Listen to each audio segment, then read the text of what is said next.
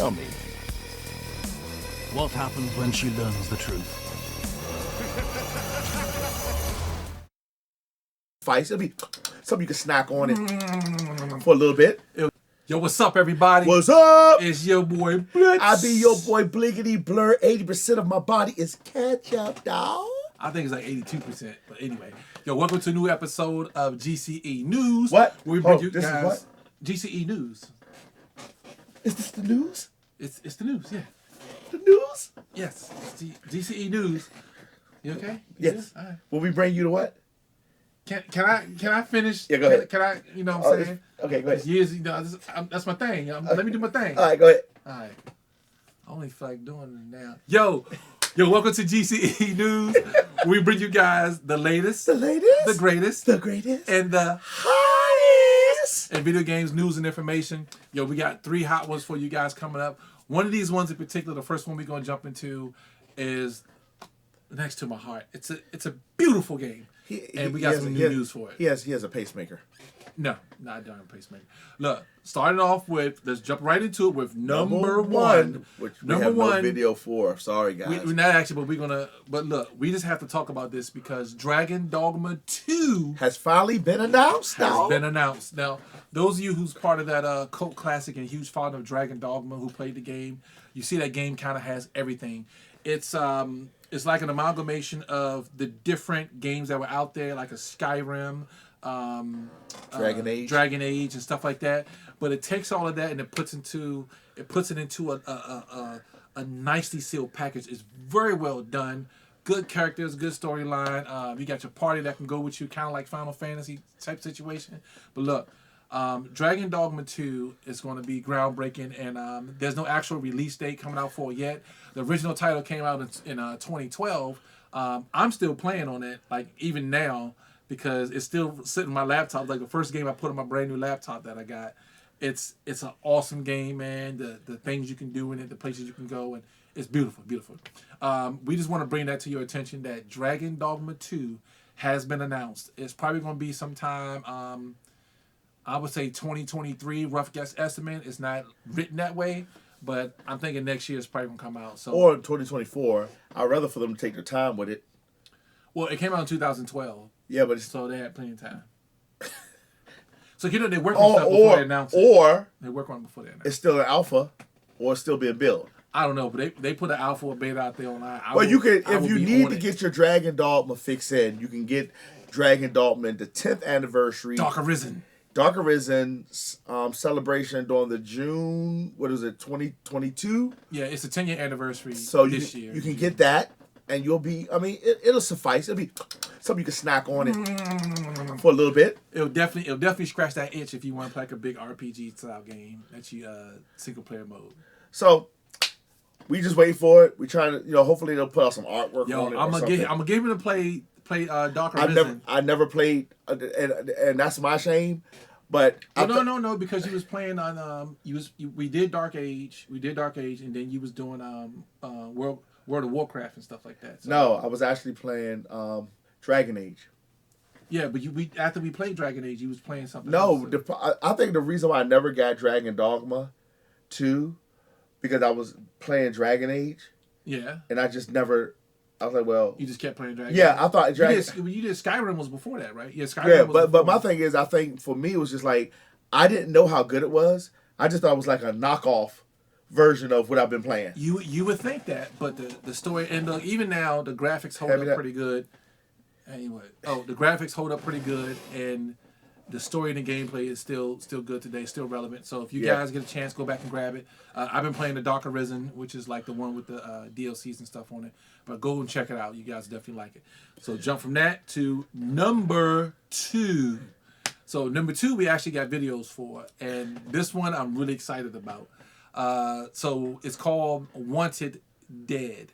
Not dead or alive, but Wanted Dead or alive. It just says dead. It's Wanted Dead. But look, check out the gameplay trailer and we'll give you the skippity paps. You guys will see why I'm so excited about it. Check out the video.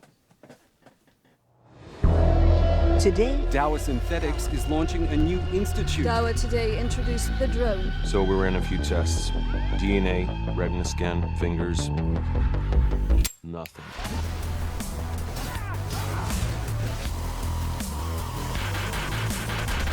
This is not like the last time.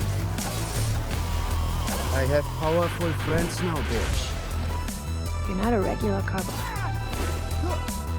Cops don't wear sneakers. I do.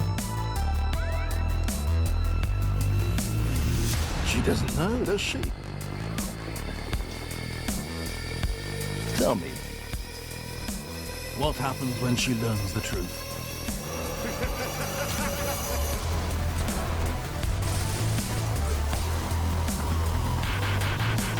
Mix it with both hands, unless you have only one. You feel pain? Do you? Violent protests continue. Mistakes are being made. Sometimes it's not up to us. Latest battle droid. Observe. Police. Sometimes they wake you up, you know? With memories of yesterday. Stone.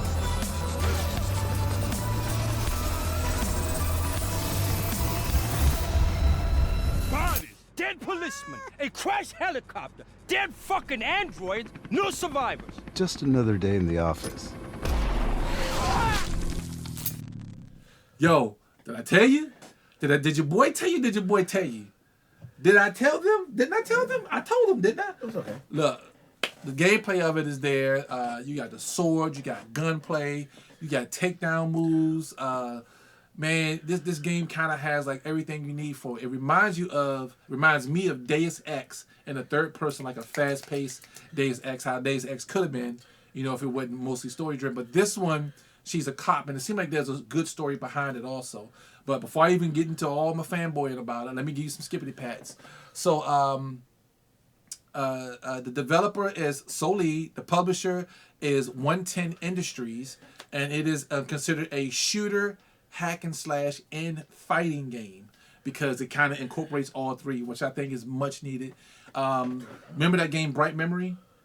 It kind of puts you in the mindset of Bright Memory, except it's third person, and it's fast paced and it's inner city, and it has like a Deus Ex because of the cybernetic enhancements everyone's talking about. So it looks pretty good. And it's going to be on the Xbox One, PlayStation 4, Microsoft Windows, Xbox Series X, PlayStation 5, and it's coming out. The release date is going to be in fourth quarter, which would be towards the fall season. So It better not come out when Ragnarok come out. I hope it don't come out November the 9th, around that area. If it does, Because that's God of War Ragnarok, and that's like, yeah. we're going to be doing a Ragnarok Palooza! That's a very good idea. Ragnarok Palooza. That's We're gonna right. do all ton of games. You got like 100 hours of gameplay. I like it. I mean, the game is okay. I told him, to me, it looked like Evil Dead on a little bit on speed. I mean, Evil West on speed.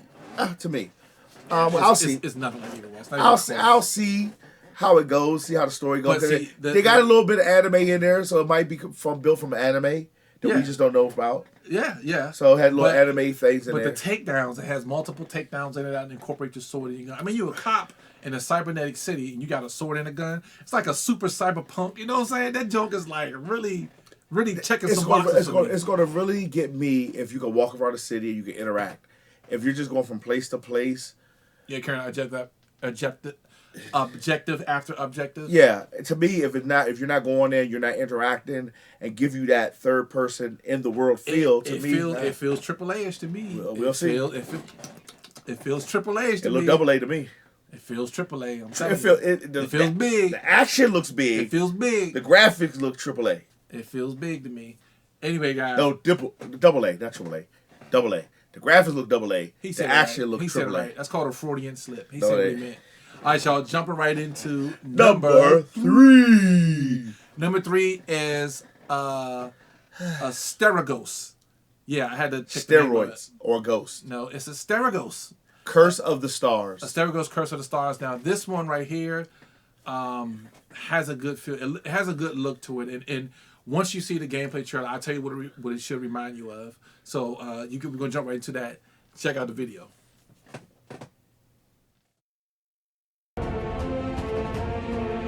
As Hilda delves deeper into the quest for her lost father, She will encounter many dangers and challenges in the city of Aphes. Let us introduce you to one of the main adversaries that Hilda will have to confront, Eulalia, the Prey. Famous for her beautiful voice, Eulalia used to be the most recognized singer during Aphes' glorious golden age. But, like so many others, Eulalia would fall victim to the curse that spread across the city 1,000 years ago. The famine brought on by the Asterigos changed her into something else. She turned to an evil cult, the Ethros, and dedicated herself to it, becoming a symbol by using her reputation and voice to lure more people to join the cult.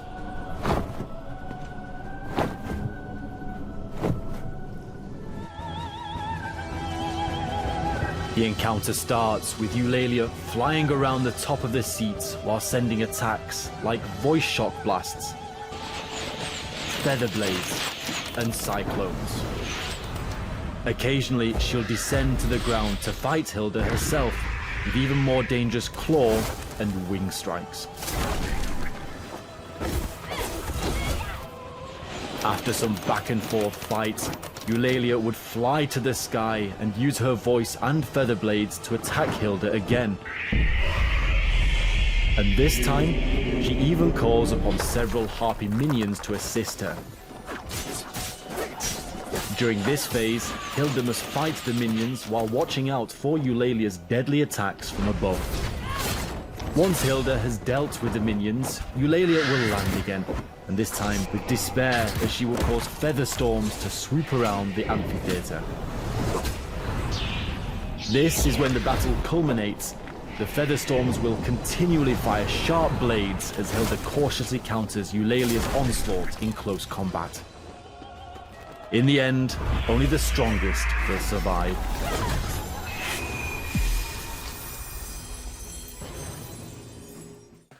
All right, good. Now that you guys saw that, you've seen everything you was able to do, the type of characters. It even gave you like a little boss orientation and things of that nature there. But it looks like Rise of Phoenix and God of War. Yeah. So it looks like Rise of Phoenix had a bump up in graphics and story and gameplay, and is made to be more like a more serious tone to it. Because Rise of the Phoenix was like hilarious to me. Oh no, you better tell me a long story. Just put my eyes out, stuff like that. But this game looks pretty good. It looks good. I'm just not gonna. To me, just my personal thing, it's not gonna be something I'll probably pick up because if I'm gonna play God of War, I'm gonna play God of War. Yeah, it feels like it's been done. Right. But it's going to be a different story and a different play But style. I think this is a good filler game in between. It will. A huge title. You're right. My problem is it's going to probably do the same thing that I hated about God of War 4. What's that? Where you're going to be in a world with empty space, just fighting enemies, getting to your next objective, trying to find out the story. Nobody else in the entire Nobody world. else in there. I mean, that could be the case. Because it looks like it. It looks like from the gameplay, you didn't talk to nobody. You're just trying to find out what happened to your father. Yeah. So my thing is to have a big story like that with big sections, just enemies on top of enemies, and then Yeah, it would be have a lot more substance to it if it was an interactive world, right? And you're fighting to save the people, like in RPGs. You're in a village. Yep. Something happens to the village. You go to fight the people. Or flashbacks about your father. You're interacting with everybody in the village. Do you go back there?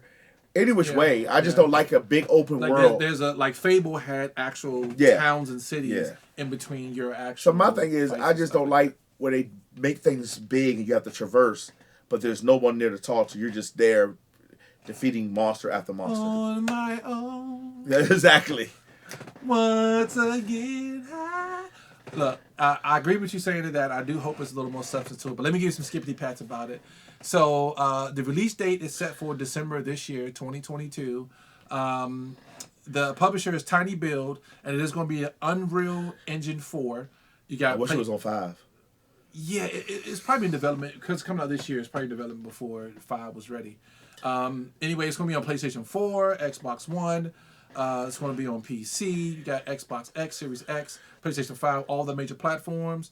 Its genre is a role-playing action adventure fighting game. And if I'm not mistaken, you can play. I think on Steam you can play a demo of it. I have to put it in the description below if you can, but I think you can. Okay. I think there's a demo. I think there is. I didn't look it up before we did the video. Because it's not coming out to December. December, but it might be a little far demo. away. But it might I don't be think a they would do a demo this year. I don't know. Could be. I think there is because I saw something about a demo, but I might have read it wrong. Yeah, Acme Game Studios are the developers, and Acme? they do have Acme. They do have some other titles under their belt, which they have a little presence on. So hopefully this one will be put together. But isn't Acme what Wild E. Coyote tried to Acme? Get the Roadrunner with? Beep, beep. That is Acme. Yes. Okay, okay. But look, those are the 3 hot games or 3 hot things that we want to bring to you guys because Dragon and Dogma 2 is huge. Yeah, and we're gonna do a separate video for that once we get some more footage. Wonder Dead and Asterigos, they look like good games. I'm not saying they're not going to be good games, but compared to Dragon Dogma 2, Dragon Dogma 2.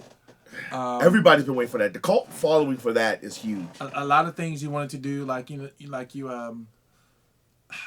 it just hits a lot of points that the other games like really good, but it didn't do this. Or other games that I wish they did this. Dragon Dogma kind of pulled that together. I think Skyrim probably did it the best, but Dragon Dogma is one of the games that incorporates that new different storyline and then put it all in. So these are your 3 hot games. Mm-hmm. You know, hopefully they'll be on your radar as though they're on our radar. And as we get closer and they bring out more gameplay and more footage, we'll try to keep it might persuade me.